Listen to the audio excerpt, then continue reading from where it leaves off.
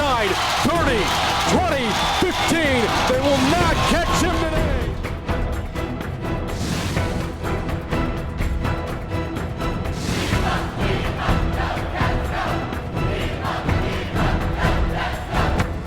This week at Inside Bobcat Football, the Cats are back for the Sun Belt Conference opener in Louisiana, and we have all the highlights against the Raging Cajuns. Plus, we'll introduce you to the Bobcat linebackers and tell you about their stellar start to the season. And we'll talk Bobcat soccer with head coach Cat Cotter. But first, here's Bill with Bobcat head coach Dennis Francione. In the Sun Belt Conference opener, the Bobcats traveled to Lafayette, Louisiana to take on the preseason favorite, Raging Cajuns. And now we're joined by Coach Fran here in the club level at Bobcat Stadium. And Coach, you look at the Raging Cajuns, they had won 11 of their last 12 at Cajun Field, two-time New Orleans Bowl champions, a veteran, talented football team. The Bobcats had their hands full on Saturday. We did. The open week, I think, was a bonus too for them, gives them extra time to prepare for us. But they played well, and we didn't. And they gave us a rude welcome to the Sun Belt Conference. Look at the Bobcat defense, and you even pointed it out in the lead up to the game that the Bobcats had to eliminate the big play. There in the first half, there were a few big pass plays by the Raging Cajuns to get them rolling offensively. What were the reasons behind that success that they had? Well, they hit us with 3 passes, and 2 of them we just played very poor technique in the secondary. Gave the quarterback too much time to throw the football, and then one of them they back-shouldered us, and we didn't play very good technique on that one really either. So the 3 big plays are really hurt. We had one chance offensively to make our own big play, and we overthrew it. So, that I'm not certain any of that would have changed the game, but certainly if we play those plays better, we've got a much better chance. You mentioned the Bobcats had some opportunities offensively. And what were the Raging Cajuns doing defensively to try to limit what the Bobcats were trying to do in the first half? They just controlled the line of scrimmage. They physically whipped us. They whipped our offensive line very badly. We didn't execute very good. We didn't block very well, and a lot of the credit for that goes to their front. You mentioned that Lafayette had an extra week to prepare. Not the first time the Bobcats are going to go up against that situation this season. How does it change what you do in your lead up to a game like that, knowing the opponent has extra time? Oh, I think you make some consideration for what they might change or how they might adjust or things like that, but it really doesn't change much at all. I mean, we have our 7 days, and we get done on Saturday. We got to go work on Sunday and get ready for the next one, and it's just we don't have quite as many days as the other team does. All right, Coach, going to the locker room down 28-3 at the half. We're going to look at some video from the first half at Cajun Field.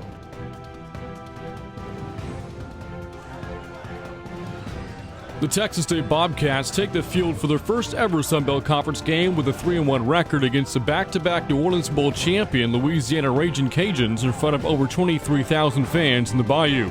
The Cajuns had the ball on offense first, but quarterback Terrence Broadway mishandles his own read, leading to a fumble, which is eventually recovered by Colby Targan, the defense's 12th turnover of the season. Later in the first quarter, and the Bobcats now trailing 7-0. Texas State, looking to gain an advantage in field position, put the ball onto the foot of Zach Robinson. The reigning Sun Belt Special Teams Player of the Week boots a 66-yard punt, pinning the Cajuns behind their own 10-yard line after the penalty. Now the score, 14-0 Louisiana, and the Bobcat defense trying to get some pressure on the quarterback, and the blitz pays off as Broadway gets upstaged by Mike Arakpo, who comes up with a sack for a loss of 7 yards. To the second quarter, and the Bobcats down 21-0. The offense looking for a spark, but faced with 3rd and 10 from the 20. Freshman quarterback Tyler Jones, who ran for 56 yards at his debut last week, skirts by the Cajun defense for a first down, bumping into Louisiana head coach Mark Hudspeth out of bounds. Next play, the Bobcats go with a triple option look, and Eddie Erickson takes a pitch from Jones, turning out 13 more yards for another first down. Next play, and the freshman quarterback, standing tall in the pocket, winds up and delivers a strike to Bradley Miller, who makes the catch for a 19-yard gain. The Bobcats' best drive of the first half leads to a 33-yard field goal attempt for kicker Jason Dan, who drills his first ever field goal to put the Bobcats on the board. But a tough first half ends with Texas State trailing Louisiana by a score of 28-3.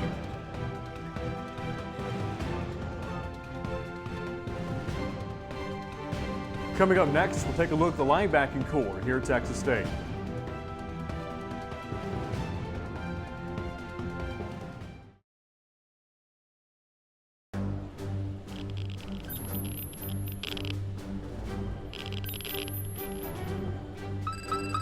Color match has complete.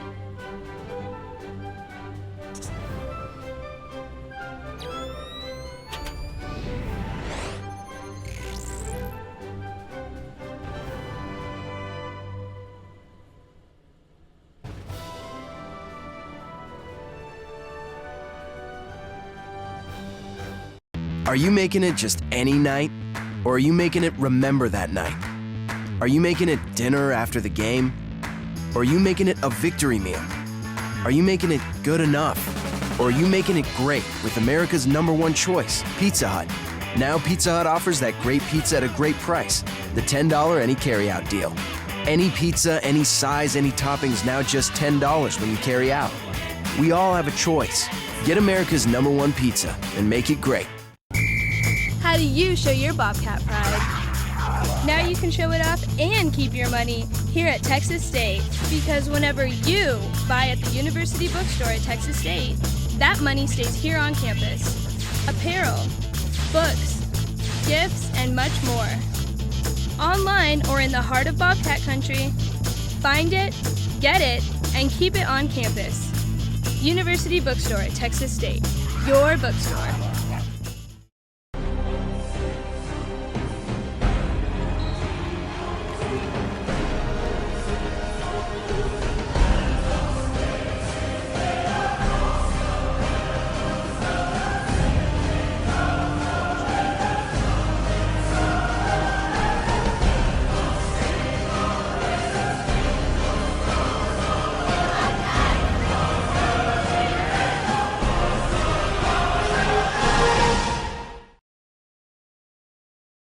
Smith on the return to the kickoff, across the 20, is tripped up, and then breaks a tackle, across the 40, inside the 50. Brandon Smith will not be caught today. Touchdown, Texas State. The self-named Doom Squad defense is off to a great start this season, and the big reason why, that talented linebacking core here at Texas State. First and 15 from the Bobcat 20. Steps up, down he goes, ball fumbled at the 20-yard line, and that's the turnover we were talking about. Oh man, we've been playing with unbelievable effort. You know, everybody's flying around to the ball.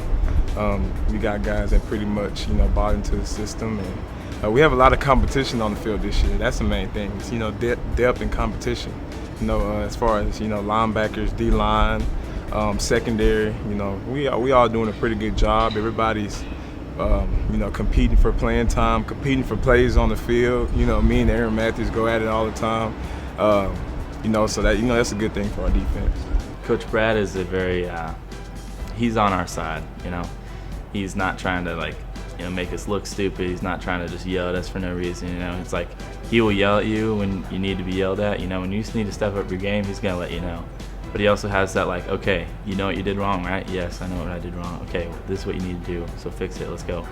I definitely learned better in that environment. The whole, okay, I know I messed up, teach me what I need to do. It's not like an emotional just clash, you know what I mean? So I definitely learned in that environment better. But there's also times when I need to get yelled at. I know that. I know when I'm messing up too much, and there's times when he needs to get in my face, and that's the way it is. But so I like the way Coach Brad coaches.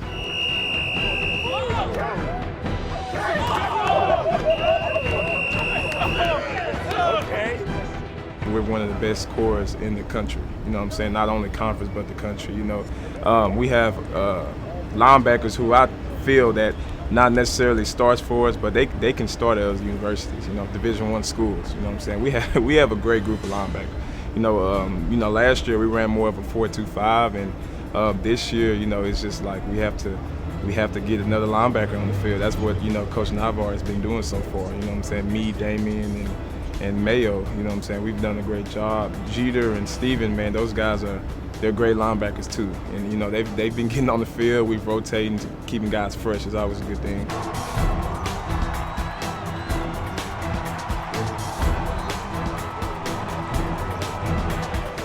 third down efficiency, getting them off the field, and getting to the quarterback, pass rush. We work on it every day at practice. It's one of our big emphasis for the 2013 season, and I feel like we've been doing a great job at getting to the quarterback.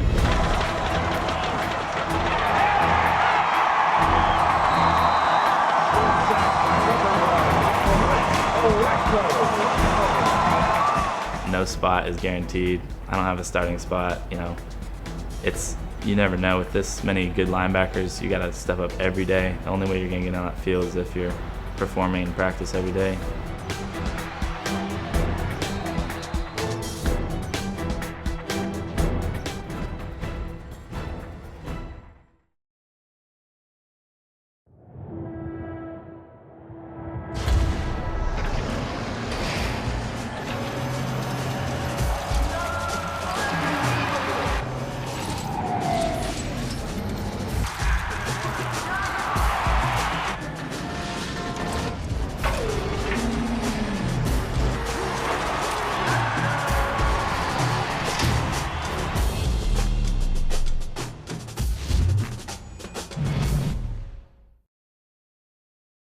Texas State is a place that encourages dreams and offers connections that make those dreams come true. A place that engages minds and hearts. A place that puts my passion to work in ways to strengthen my community. What I learned at Texas State helps me reach beyond the campus and make a difference in the real world.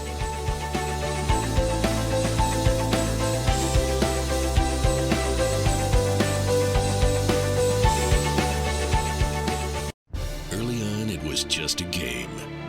Then it became your passion.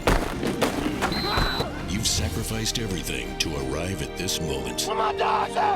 Where my dogs at? Yeah! Yeah! This is where it all comes together. Oh yeah! He's got it! 20, 10, 5, touchdown! And this is where it happens.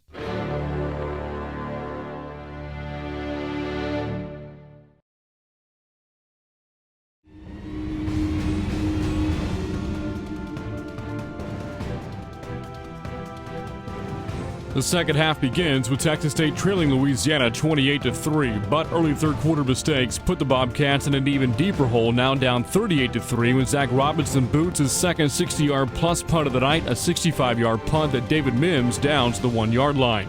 However, Louisiana quarterback Terrence Broadway guides the Cajuns 99 yards, putting the Bobcats in a 45-3 hole. At this point of the game, Texas State is looking for a play of any kind, so how about a big kickoff return from Brandon Smith? Just when you think Smith is down, he somehow breaks free of the pile and takes off for a 92-yard score. The Bobcats' first kickoff return for a touchdown in 2 years, and they wouldn't wait long for the next one, as you and the Cajuns will hear from Smith again soon enough. Meanwhile, the defense, while it had a tough time slowing down Louisiana on Saturday, did come up with a pair of fourth down stops, as Texas State opponents are now 0 for 13 on fourth down versus the Cats this season. Following a late field goal by the Cajuns, the score is 48-10. Now, the last time the Bobcats took a kickoff back for a touchdown was about 10 minutes ago, and apparently for Brandon Smith, that's just too long to wait. Smith's blockers provide the sophomore with a huge hole to run through, and Smith gets one last block from Michael Gilmore downfield as he takes back another kickoff the other way for a touchdown, this one 100 yards, becoming just the 10th player in NCAA history to return 2 kickoffs back for touchdowns in a single game. On the Bobcats' final drive of the game, the Cajuns get lost on defense trying to locate the ball carrier, eventually revealed to be Terrence Franks, who picks up his longest run of the season with a 32-yard scamper inside of Louisiana territory. Duke DeLanceloti at a quarterback on the Bobcats' last drive as the offense looks for its first touchdown of the game, and Duke provides the Cats with just that as he lunges ahead for a second career touchdown run, capping off a 21-point second half for Texas State. However, a difficult night in Lafayette ends in defeat as the Bobcats fall in their Sun Belt opener against the Raging Cajuns by a final score of 48-24.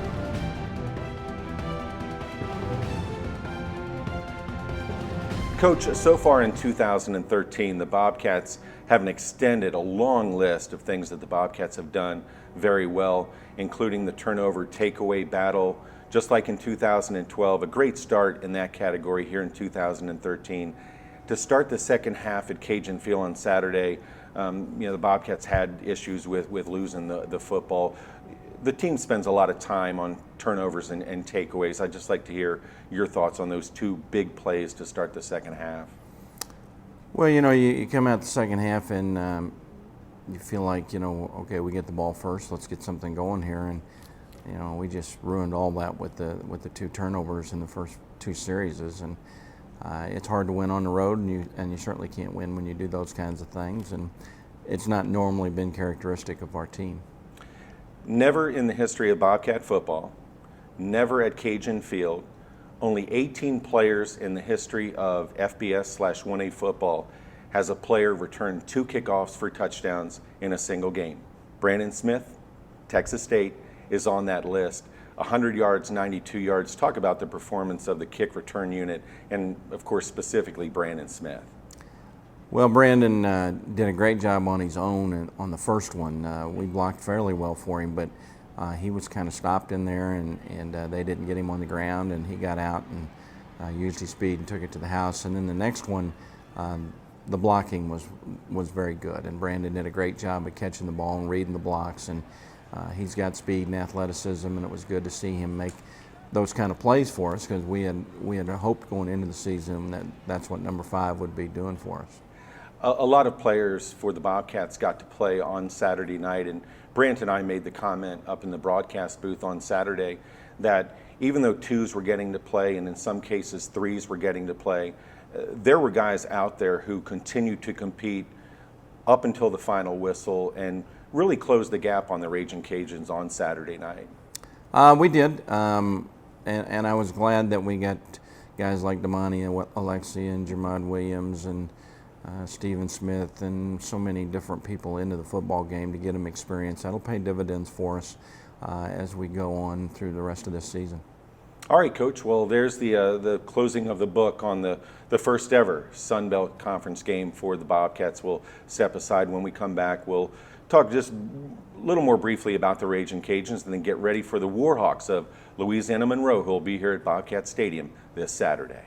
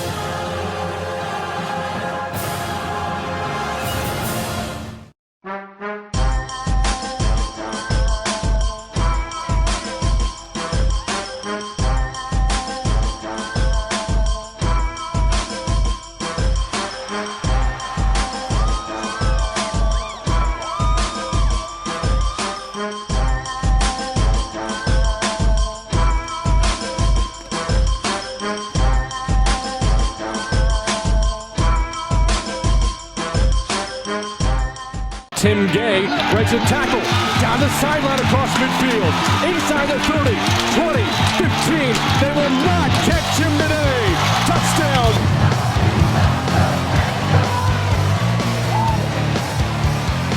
Catch Inside Bobcat Football with Dennis Francione, Tuesday on the Time Warner Cable Sports Channel, and in Houston, Thursdays on the Comcast Sports Network.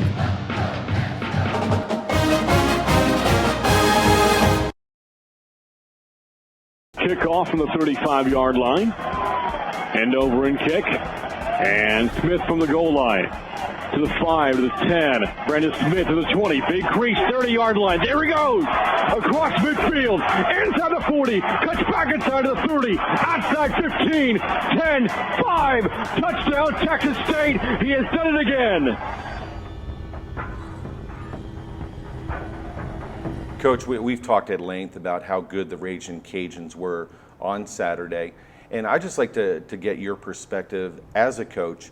How do you get your team to learn from the game this past Saturday, but still keep the eye on the upcoming game? How do you balance that, the teaching and the preparing for the next one? Well, we go till 5:30 on Sunday, and we watch the film, we grade it, go review it with the players, talk about the good and the bad of every game, and then at that point in time we go to practice and we put it behind us and we go on to the next game. And from that moment forward, we have to learn from the previous one and stay focused on the next one. You can only play them one at a time. It's an old cliche, but it's still true. And we've got to put all our energy for the next week into getting ready to win the next game. All right, Coach, the names are different, but it's the Louisiana Monroe Warhawks who will be here Saturday. I know you have some history with them back in the early 90s. Offensively, Colton Browning was the leader of that offense, their star quarterback. He's gone for the year. Despite that fact, Todd Berry, what is he trying to do offensively to fill the void of losing such a pivotal player? Well, I don't know if you really fill the void completely. You put somebody in his position, and his backup played very admirably last week, but Colton Browning brings a whole different presence and confidence level to your team, so that's a loss for them, there's no doubt. But this is a team with about 18 or 19 starters back from their first ever bowl last year, so it's still a very talented team. They were picked to win the conference in preseason. They've got a lot of good defensive players returning. They've lost their quarterback, but another young man has an opportunity, and I thought he performed fairly well last week against Western Kentucky. The Warhawks have played a tough schedule. They're 2-4 overall, 0-1 in the Sun Belt. What specifically from the Warhawks defensively do Bobcat fans need to look for on Saturday? Well, this is a defense that's very multiple blitz, heavy pressure team that will try to bring the tempo to you, so to speak, and we're going to have to be able to collect some of those things well and pick some of those things up, and if we don't, it'll be a hard evening for us. All right, Coach. Well, appreciate you joining us. We'll see you this upcoming Saturday when the Bobcats have their first ever home Sun Belt Conference game right here at Bobcat Stadium. More Inside Bobcat football after the break.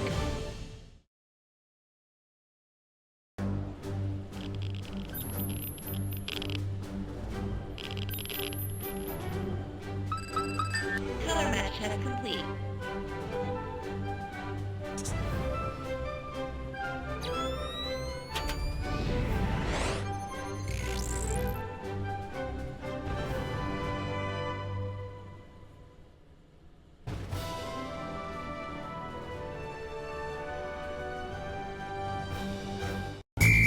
How do you show your Bobcat pride? Now you can show it off and keep your money here at Texas State, because whenever you buy at the University Bookstore at Texas State, that money stays here on campus.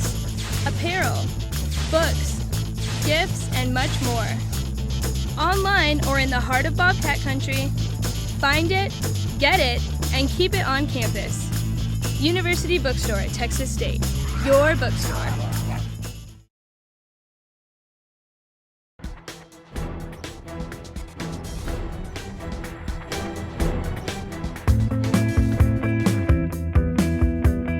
It's not just year one of the Sun Belt Conference for the Texas State football team, but for Bobcat soccer as well. We catch up with Bobcat soccer coach Kat Connor. I think coming out of the weekend for the conference play, I think we did a good job. I think it's allowed them to be able to see different organizations of defense, different ways people try to attack, and I think that's allowed them to just be able to be more adaptable, and so that they're able to handle those things, which I think has played well for us. They're always fit, they're always physically ready to go, always very speedy, but now we're trying to make sure that we keep the mind as fast as our players' legs.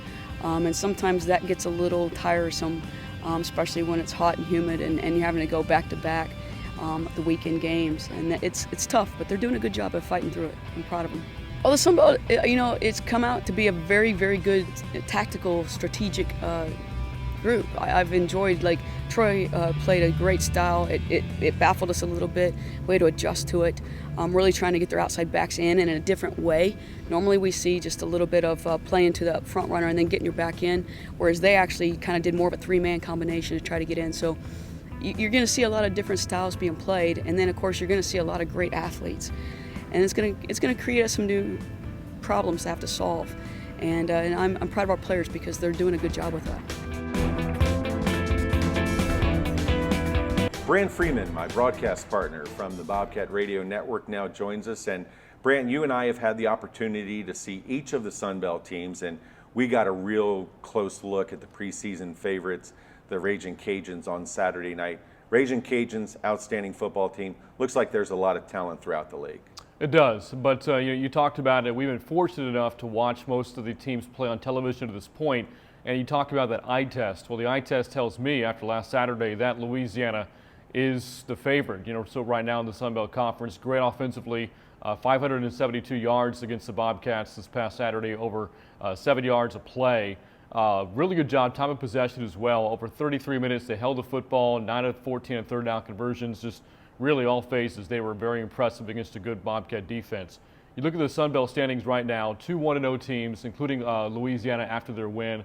Arkansas State is also 1-0. 3 1-1 teams, South Alabama, Western Kentucky, both 1-1, along with Troy. Georgia State has yet to play a conference game, and the Bobcats Bobcats are on 1 along with Monroe. So these two teams will be playing this Saturday here at Bobcat Stadium, Bill, and it's two teams that have a bit of history against one another. Yeah, exactly right. As a matter of fact, as far as big Bobcat wins that I've had the good fortune to witness, back in 2000, the Bobcats, as a 1AA team, went up to Malone Stadium in Monroe and knocked off the 1A independent Warhawks 27-7 on that night, a game in which the Bobcats, as the score indicates, Bobcats dominated that night. C.J. Carroll, Clinton Ballard, Sterling Rogers, Myron Coleman, a great defensive effort on that night. And as you and I both know, Brant, there's a lot of history across athletics between the Bobcats and the Warhawks. Maybe the names were different, but certainly when it comes to men's basketball, baseball, volleyball, these two schools have a rivalry that has been put on pause, but I hope Saturday night that we see it reignite, because this is a huge, you and I have talked about it at length, this is a huge 3-game homestand coming up for the Bobcats and Bobcat Nation. It is. The Cats come into this game with an overall record of 3-2. With 3 home games now, they're in a position, if they protect the home turf, to be 6-2 before the next road game early November at Idaho. You know, I talk about the magic number of 7. Well, that number, of course, alludes to, getting into a bowl.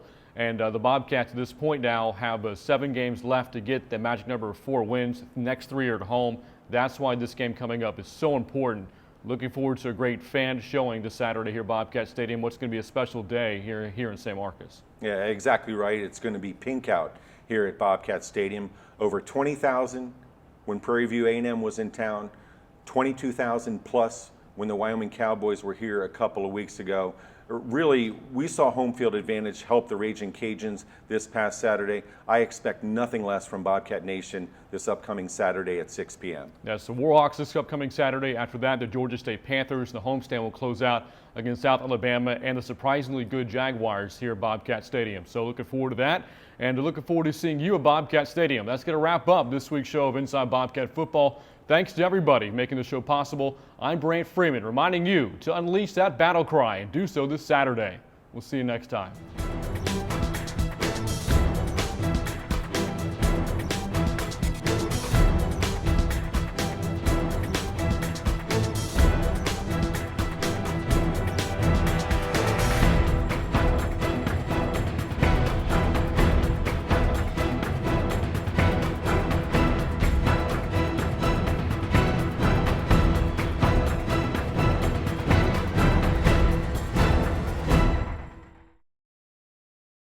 Tim Gay breaks a tackle down the sideline across midfield, inside the 30, 20, 15. They will not catch him today.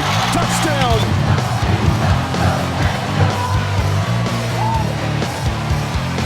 Catch Inside Bobcat Football with Dennis Francione, Tuesday on the Time Warner Cable Sports Channel, and in Houston, Thursdays on the Comcast Sports Network.